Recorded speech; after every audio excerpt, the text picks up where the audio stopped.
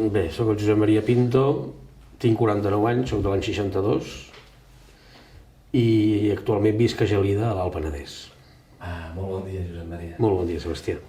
Gràcies per participar d'aquesta aventura que hem anomenat conscientment Gent del Poble. A tots vosaltres us demanem, només per situar-nos una mica, que ens contesteu unes 6 preguntes. La primera ve a demanar-te la teva... Com descriuries Premià de Dalt, el teu poble? Bé, primer de tot, m'afalaga, m'acarona alguna cosa molt de dintre meu que diguin que és el meu poble. Perquè, esclar, és un dels meus 3 llocs, no? Jo soc de Barcelona, la meva àvia és de Premià de Dalt i per tant hi havia una casa aquí de la família i veníem a estiuejar. Per tant, tinc Barcelona, tinc Premià i tinc Gelida on visc ara des de fa 16 anys, no? Però Premià, esclar, això d'estiuejar, sembla que hi ha gent categories, no? La gent que quan érem nanos i estàvem aquí, hi havia bandos, esclar, hi havia els del club, hi havia els del poble, hi havia els que no érem ni del club ni del poble. El que estiueja no és del poble, el que... etcètera, no? Ara ho veig ara que fa 16 anys que estic en un poble on hi han nascut les meves filles i per la gent de la meva generació i més grans no ho seré mai. Les meves filles sí que ja ho són.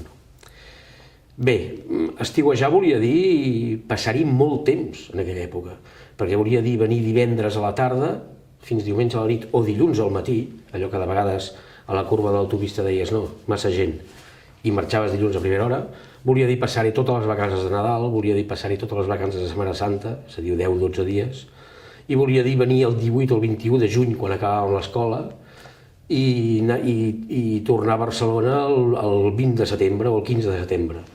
És a dir, que volia dir passar, segurament, quan sumaves, passar 4 o 5 mesos l'any. Aleshores, esclar, tu m'estàs preguntant com veig el meu poble, t'estic dient quasi la relació que hi tinc, no? Jo la meva visió del poble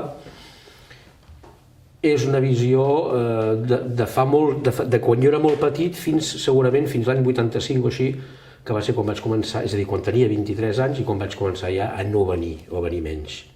Després els meus pares s'hi van traslladar i ara els vinc a veure, no?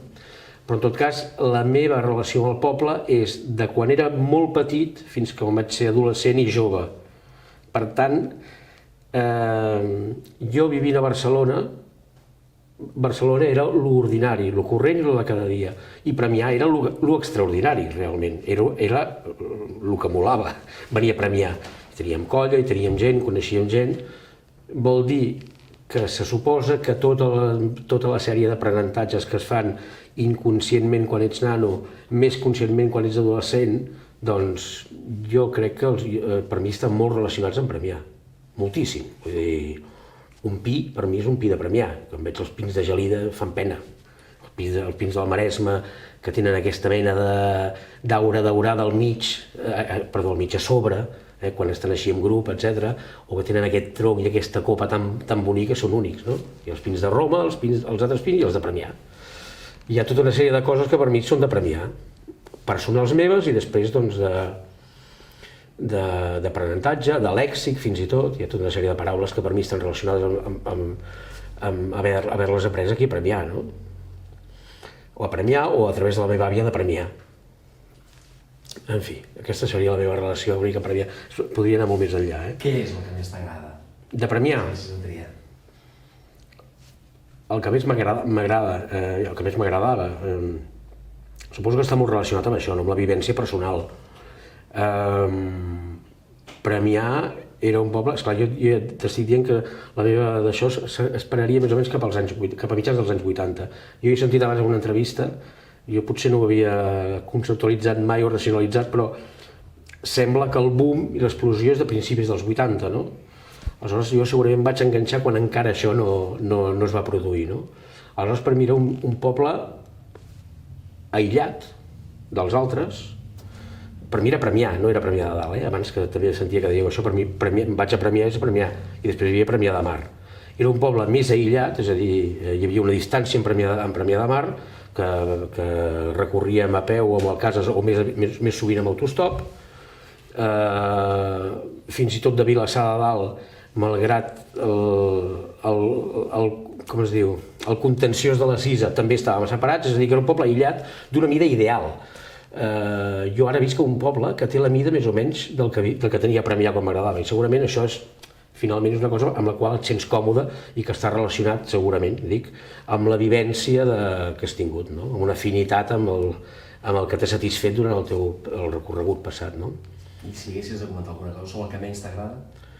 El que menys m'agrada, el que passa és que soc molt poc objectiu i a més ara desconeixedor, però per pura fidelitat arbitrària i subjectiva total no m'agrada que no sigui com era, lògicament, però no tinc cap dret a dir-ho, perquè el progrés és imparable, segur que es fan coses malament, segur que se'n fan de bé, però jo no puc opinar aquí. I vas trobar a faltar mai res?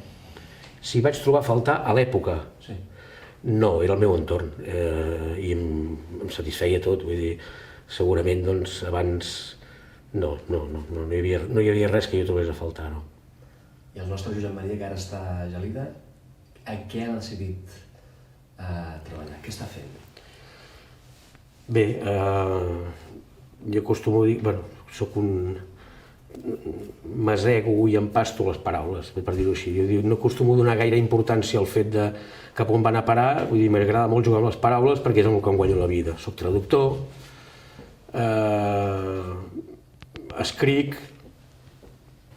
faig de negre, tot el que calgui. A una època em recordo que li deia a la meva filla que sí, a mi si el Montilla em diu escriu un discurs del Montilla, escriu un discurs del Montilla, perquè finalment, doncs, això suposo que és com que el paleta, si li diuen fes un corral o fes una torre, doncs sap quan ha de fer servir unes paraules i quan ha de fer servir uns materials i quan ha de fer servir uns altres. He tingut un lapsus il·lustratiu. Com és un dia qualsevol d'en Josep Maria? Sí. El que passa és que, bé, jo sobretot tradueixo i redacto molt. Des de l'any 85, justament, doncs em dedico a això. Llavors, un dia de la meva vida normal seria doncs llevar-me i tinc moltes hores al davant, tinc una bona disciplina, que és el que moltes vegades em diuen oi, no sé com pots. Bueno, doncs mira, escolta, la feina s'ha de treure de davant i ja està. Tinc una disciplina, avui em toca traduir això, doncs tradueixo això. El que passa és que l'any 97 es va produir una avinentesa curiosa, que és a dir, jo ja dic, jo traduïa per moltes editorials, redactava per les mateixes o per altres, era autònom, i una de les editorials per les quals treballava em va dir escolta una cosa, tu que has fet ja llibres i fascicles i no sé què, que redactes bé, hi ha un cuiner que diu que vol fer un llibre i hauries de pujar allà al seu restaurant a Roses i no sé què, i hauríeu de fer un llibre junts. I dic, bueno, molt bé, doncs dona'm l'adreça i anirem cap allà. Vaig pujar cap a Roses, vaig posar després a la Cala Montjoi, que es veu que hi havia el restaurant aquest, i feia 2 dies que havien tancat perquè tanquen 6 mesos a l'any, i vaig estar 15 dies allà amb el Ferran Adrià, Dale que te pego, doncs, escrivint aquest llibre. La qüestió, vam fer el llibre, ja dic, en 15 dies, me'l va pagar l'editorial, me'l havia encomanat l'editorial, me'l va pagar l'editorial, tots els tractes van ser amb l'editorial, amb ell m'hi vaig entendre molt bé, perquè és una persona que va per feina. El que passa que vaig continuar després amb la meva feina, de traduir fascicles de música, d'escriure la biografia del Mozart, que l'he escrit en 4 formats diferents, de 12, 20, 50 i 200 pàgines, etc. I al cap de 6 mesos em va telefonar el Ferran Adrià directament, pel següent llibre. I des de l'any 97, doncs diguem-ne que tots els llibres del Ferran Adrià els he escrit jo. Això representa, des de l'any 2001, sobretot del 97 al 2001, vam fer alguna coseta, però el 2001 va dir, ara agafo el toro per les banyes i vaig a fer tot l'anàlisi de la meva cuina. Representa que del 2001 al 2007, sobretot, quasi va ser el meu client únic, amb la qual cosa em passava 3-4 mesos a l'any allà a Roses, en un hotel, i pujant a Cala Montjoi cada vegada, amb la qual això ha trencat molt el que seria una rutina o una monotonia, diguem-ne, de la meva feina, que m'agrada molt, de la meva feina de llevar-me de dilluns, dimarts, dimecres, dijous, divendres i dissabte si cal, i fer les meves 8, 10 o 12 hores si cal de traduir, no? Això, esclar, treballar amb aquesta persona vol dir que has d'anar-hi quan truca ell. Jo sempre dic que tinc tots els cromos, vol dir que he treballat l'11 de setembre, l'1 de maig, el dia que vulguis. L'únic dia que no he treballat és Nadal, Sant Esteve i el Cap d'Any i Reis. Vol dir que ja s'està pendent. I aleshores, doncs, això, per força, fa una vida... Jo, que a priori hauria de tenir una vida molt més monòtona, doncs no l'he tingut gens, no? Llavors, això, ja dic, va ser fins al 2007, després hem estat 2 anys una mica que la cosa es va parar i ara al gener hi hem tornat, ja de bòlit una altra vegada. Estic passant 10-15 dies cada mes des del gener allà a Roses i ara que acabarà el juliol doncs vol matar tot el que és gras i endavant, i estem fent 2 llibres de cop. El fet de treballar amb Ferran Adrià, que és un home que està reinventant la cuina i està conceptualitzant-la, t'obliguen a tu a fer el mateix amb la part escrita? Això és un tema interessant perquè... Qui inventa la paraula esferificació? Ell. Jo de vegades he de frenar, perquè es passa. Però Es passa. per transmetre tota aquesta complexitat que ella està... Aquí, sí. Diguem, moltes vegades em diu, tu fas de negre al Ferran Adrià? El que tu vulguis, si vols dir-me negre m'és igual. Però jo ara acabo de fer de negre, ara fa mig any, potser en podrem parlar després, i això sí que ha estat fer de negre, és a dir, escriure en primera persona fent parlar una altra persona, no? Jo crec que soc més aviat una mena d'intèrpret del que ell vol explicar, és a dir, Ferran Adrià té molt clar el que vol dir, molt clar, però el que passa és que no té, la seva feina no és posar una paraula darrere l'altra. Aleshores, suposo que hi ha hagut una bona comunió de feina i l'entenc molt fàcilment. Ja no parlo del xiste que si se l'entén molt o poc, sinó que ja veig de quin peu calça. De vegades, una vegada li vaig ensenyar a la meva dona i dic, mira, un apunt que he pres d'una cosa que volia explicar. I després el que sortia, però esclar, m'ho he dit tantes vegades ja que posava perquè aquesta tècnica, bla, bla, bla, superguadiana pel parmesà. I això volia dir que aquesta tècnica, a partir d'aquell any, venia i tornava i se n'anava per com el guadiana i no sé què, no sé quant, etcètera. És a dir, que finalment és una qüestió d'haver-hi passat moltes hores. Volia dir això, moltes vegades per fer una descripció, per exemple, del vi, s'ha de recórrer a fruites, a aromes que són familiars. Tu has hagut de crear com un lèxic també per transmetre? No, ja dic, aviam, hi ha tota una sèrie de coses que no existien abans. Aquestes coses, la majoria d'aquestes coses, ell s'ha inventat la paraula i altres vegades s'ha consensuat, però no forçosament amb mi. Jo quan hi he estat al mig, doncs he pogut dir la meva, però és una cosa que es fan entre ells. I quan m'ha semblat molt exagerat, és allò que deia abans, que a vegades m'he hagut de frenar, potser no està ben dit, quan m'ha semblat molt exagerat ho he comentat i alguna vegada he dit sí, potser sí, però el que passa és que ell tira tant pel dret que va molt d'això, no? Esferificació, bueno, és una paraula que està bé. És més complicat quan agafa paraules que són d'ús comú i per ell volen dir una altra cosa. Per exemple, doncs, sisè sentit. El sisè sentit és una cosa molt determinada a la cuina del bulli, però el sisè sentit és una expressió d'ús comú. El sisè sentit doncs, és la intuïció, no sé què, no? En la parla col·loquial. Aleshores, quan diem sisè sentit hem de posar la definició després, no? O potser pluralisme. Imagineu, a més que estàvem parlant de política abans, pluralisme és una cosa que tothom sap què vol dir. El bulli no, el bulli és una altra cosa, pluralisme. El pluralisme, el bulli, vol dir un plat que només està basat en una sola família de productes. I no només del bulli, això. Per exemple, una mariscada seria un plat pluralista, per dir-ho d'alguna manera, no? O una parrillada de verdures seria un plat pluralista perquè està basat en una sola família d'aliments. Aleshores, aquí és on de vegades dic, hòstia, és que si diem això tothom entendrà una altra cosa. És igual, perquè no sé què. Doncs és igual, tu, endavant. Endavant, saps? I així està la cosa. Aquesta ha de ser molt important veure que coses que tu hi tens a veure surten publicades. Però el fer de negre d'algú altre comporta que hi ha obres teves a nom d'una altra persona. Es pot suportar? Hi ha un punt de... No, aviam. Fins a quin punt ell no ets tu? No, aviam, t'explicaré una anècdota. La meva àvia, que va morir l'any 2003, l'últim any, doncs potser ja no hi tocava tant, i me'n recordo una vegada em va telefonar i em va dir estic indignada, ha tornat a sortir aquest home, si tot el mèrit és teu. I dic, vale, és que... Evidentment, bueno. No, el meu nom surt sempre amb el Ferran Adrià. I ara fa mig any que he fet de negre per primera vegada, ha sortit un llibre de l'Edurne Passavant, que l'he escrit jo. I a la portada em van posar Edurne Passavant amb la col·laboració de Josep Maria Pinto. però a mi m'és bastant igual. Vull dir, em va dir, ja et posarem una foto, i dic, escolta'm, no, quin costum teniu per aquestes coses? Doncs el costum que tingueu és el que fareu, ja està. Si surto dintre del copyright, surto dintre del copyright. Si em voleu posar a la coberta, em poseu a la coberta, vull dir, m'és igual. La qüestió és que, a part de... El negre sempre es posa a dintre, a menys que sigui un engany d'aquells famosos que sí, anar Rosses i companyia, no? Algú que vol fer vessar, però està bastant clar que, aviam, és que...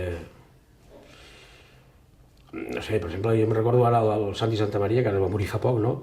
Me'n recordo una vegada sortir i va dir estic fent un llibre, a més l'estic escrivint jo. Vaig pensar, és que aquest senyor no cal que demostri res, el que ha de demostrar és un bon cuiner, no pas que és un bon escriptor, no? Vull dir, cadascú aquí té la seva cosa i ja està. Jo és que he quedat ja com muntanya, cuina...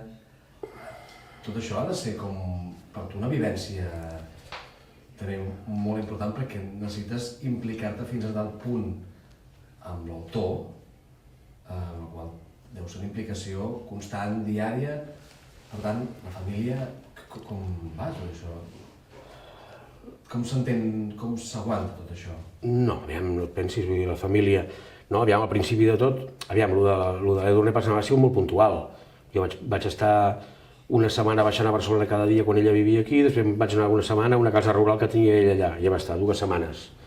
La resta de la feina la vaig fer a casa.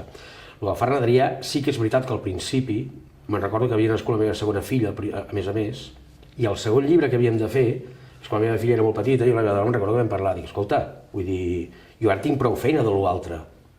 He de dir que encara potser no érem conscients de l'important que era tot aquest assumpte del Ferran Adrià. Li deia, estic a temps de baixar-me del tren, perquè pensa que m'estaré 15 dies, 3 setmanes a fora, tenim la nena de 2 anys, l'altra que acaba de néixer, vull dir, teníem una dinàmica d'ajudants a tots dos, perquè jo treballo a casa, és a dir, que realment, vull dir, la meva filla gran li canvia més bolquers jo que no per la meva dona, com qui diu, no? I em recordo que vam dir un moment donat, escolta, què fem? I vam parlar, i va ser la meva dona mateixa que també va dir, no, és que val la pena, no? Provem-ho. I a partir d'aquí, doncs, escolta, està assumit i ja està. El que passa que, bueno, tampoc és tant, ja dic. Em truca i diu, escolta, d'aquí 3 dies què tal? Doncs, bueno, d'aquí 3 dies ens arreglem, tal, no sé què. Fa 4 anys vam haver de comprar el segon cotxe ja perquè vam veure que no podíem anar tirant tant de llogar un cotxe una vegada, etc, però t'organitzes, escolta, no... Vull dir, jo estic a casa sempre. És que, saps què passa? Que vull dir, quan no estic a Roses, no és que baixi i me'n vagi a treballar, sinó que treballo a casa. Dius que has fet de traductor, també. Sí. De què? Tradueixo del francès i de l'italià. I he traduït molt de batalla, molt. He traduït milers de pàgines de fascicles, per exemple. De música, de pesca, de caça, del que vulguis. Ara, tot just fa un parell d'anys, i gràcies al Marcel Riera, justament, vaig començar a traduir, que estic traduint íntegrament la recerca del temps perdut del Proust. Són, en origen, 7 volums, nosaltres els estem partint una mica, seran 12 volums, ara sortirà el tercer ja, i és una oportunitat per mi fantàstica, vull dir, és l'autor que m'interessa més, i, pensar que em queden 10 anys d'anar treballant anualment Proust, per mi és un goig. És una cosa que de vegades, aviam, no ens hem d'enganyar, jo treballo amb les paraules i hi ha sempre l'anhel de que quan la feina diària t'ho permeti, doncs puguis dedicar-te a una cosa teva, no? Això ha sigut possible en certa manera. He fet 2 llibrets, amb el temps lliure que em quedava, de vegades a l'hotel de Roses a la nit, durant molts anys. El fet de tenir ara la disciplina quasi imposada d'haver de traduir Proust és allò que quasi em justifica. Vull dir, ja no em cal buscar aquella transcendència que busco tot això. És una cosa que em diverteix, que m'interessa, que m'agrada moltíssim. Ara, mentre estava parlant al Joan, pensava que no sé si sortirà Proust a la conversa, perquè és que realment, esclar, vull dir, la meva relació amb Premià de Dalt té molt de proustià en aquest sentit. Vull dir, la meva primera vegada de moltes coses passa a Premià. I per això vull dir que segurament el Proust és una persona que m'interessa molt. La teva primera vegada de què, per exemple? Si es pot dir. De moltes coses. La primera nòvia, vull dir... La primera, moltes vegades, bueno, no, moltes vegades, la primera nòvia, els primers cigarros a les 6 Roques, oi que en diuen les 6 Roques, no? No en dieu les 6 Roques? Nosaltres en diem les 6 Roques, que estava allà sobre unes roques que hi havia a sota el turó d'en Pons, que pagava a l'altra banda. Ens portàvem les guitarres i el paquet de tabac i anàvem a fumar allà. La primera trompa, és que moltes coses, moltíssimes coses. Molt bé. Josep Maria, abans d'acabar, necessitem que ens diguis aquesta foto que pretén il·lustrar aquest document de Josep Maria YouTube aquí a Avià, gent del poble. Si haguessis de triar un lloc, on te'l faria? On ens portaràs?